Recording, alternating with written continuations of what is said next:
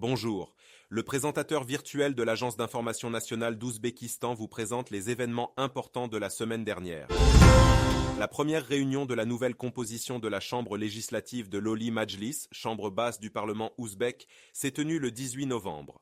Le président d'Ouzbékistan, Shavkat Mirziyoyev, a participé à cette réunion et prononcé un discours. Lors de la réunion, Nouridine Ismailov a été élu président, speaker, de la Chambre législative de l'Oli Majlis. Les députés ont élu Mavlouda Kodjayeva et Rakimjon Hakimov, adjoints au speaker. La première réunion de la nouvelle composition du Sénat de l'Oli Majlis, chambre haute du Parlement ouzbek, a été convoquée le 19 novembre à Tachkent. Le président d'Ouzbékistan, Shavkat Mirziyoyev, y est intervenu avec un discours. Conformément à l'article 101 de la Constitution de la République, le président a présenté la candidature de la sénatrice Tanzila Narbaeva à l'élection au poste de président du Sénat. Les sénateurs ont salué et donné leur voix pour la présente candidate. Ainsi, Tanzila Narbaeva a été réélue présidente de la Chambre haute du Parlement pour la deuxième fois consécutive. En outre, Sodik Safoyev a été élu premier vice-président du Sénat. Amanbay Urinbayev est, lui aussi, devenu vice-président. Le 20 novembre, la réunion suivante de la Chambre législative de l'Oli Majlis a été consacrée à l'examen de la candidature pour la fonction de Premier ministre. Le président de la République, Shavkat Mirziyoyev, a présenté la candidature d'Abdullah Aripov à ce poste. Les députés ont approuvé cette candidature. L'occasion de rappeler qu'Abdullah Aripov est à la tête du gouvernement en tant que Premier ministre depuis 2016. Les vice-premiers ministres de la République d'Ouzbékistan ont été désignés.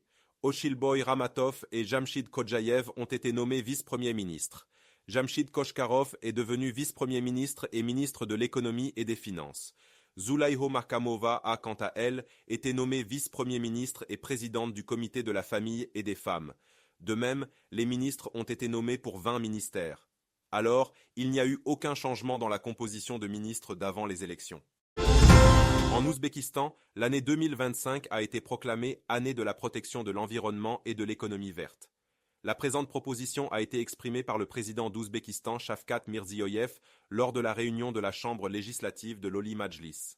Les participants à la réunion ont salué cette initiative.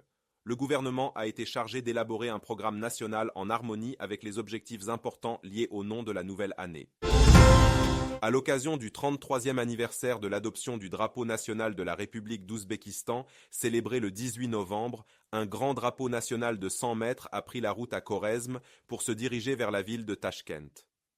Pendant quelques jours, le drapeau de l'Ouzbékistan a traversé le complexe Ichan Kala de Khorezm, l'arc de Boukhara et la place du Régistan à Samarcande, en flottant dans les mains d'un groupe de militaires, de jeunes gens et d'autres citoyens d'Ouzbékistan.